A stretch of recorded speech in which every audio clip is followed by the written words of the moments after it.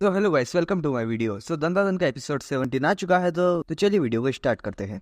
Episode की शुरुआत में एक लेडी की आवाज़ सुनाई देती है जो कि हड़बड़ाहट में भाग रही है, जैसे कि वो किसी को ढूंढ रही हो। फिर हमारे मेन कैरेक्टर एरा, ओकारून और मोमो को दिखाते हैं जो कि बेहोश पड़े थे और अभी ही उठे हैं, पर एरा उनके साथ नहीं उठती है। एंड फिर वो मोस्टर जैसी लेडी उन्हें कहती है कि तुम्हारी मुझसे दूर जाने की हिम्मत कैसे हुई एरा, मेरी प्यारी एरा।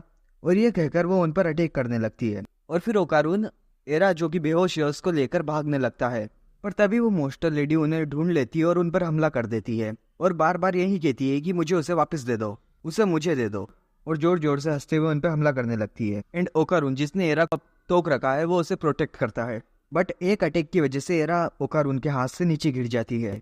पर तभी वो मोस्टर लेडी आकर एरा को कहती है कि ठीक है, तुम मुझे ना चाहते हुए भी माँ मत कहो, बस मुझे अपने साथ रहने दो, मैं तुम्हें खा लेती हूँ जिससे तुम मेरे शरीर का एक हिस्सा बन जाओगी और हम हमेशा साथ रहेंगे। ये कहकर वो उसे खाने ही वाली होती है, पर एकदम से वो अटक जाती है।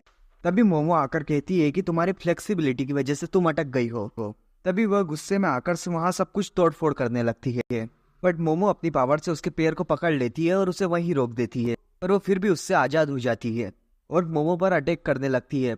और जैसे ही अटैक करने आती है, ओकारून बीच में आ जाता है और वो मोस्टर लेडी जाकर एक दीवार से बहुत ही खतरनाक तरीके से टकरा जाती है।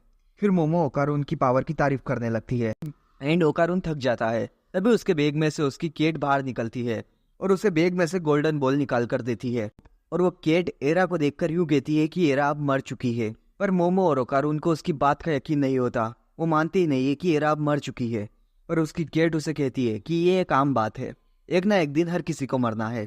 पर मोमो उसकी बात को नहीं सुनती है और अपनी पावर से उसके हार्ट को दबाकर जिंदा करने की कोशिश करती है। और ओकारून को कहती है कि तुम उसे माउथ टू माउथ दो, और उसकी केट को कहती है कि तुम एम्बुलेंस बुलाओ।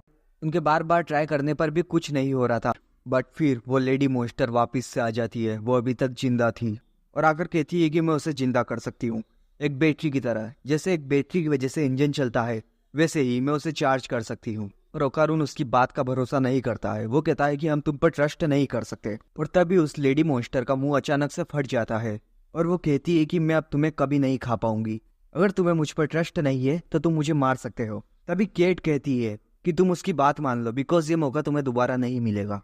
बट मोमो उस पर ट्रस्ट नहीं करती है, पर वो मॉन्स्टर लेडी उसे समझाती है मैं उसका दिमाग अपने साथ जोड़ दूंगी।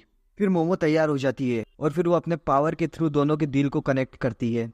फिर उसके बाद में एपिसोड में बताया जाता है उस मॉन्स्टर लेडी की बैक स्टोरी के बारे में। सालों पहले वो मॉन्स्टर लेडी एक जगह काम करती थी जहाँ पर उसे रात को सोने के पैसे मिलते थे। एक रात के उसको 10,000 येन मिलते थे, जिसके बाद वो घर जाती थी और अपनी बेटी से मिलती थी। और वो अपनी बेटी से बहुत ज़्यादा प्यार करती थी। वो डेली नाइट ड्यूटी पर जाती थी और अपनी बेटी की परवरिश करती थी।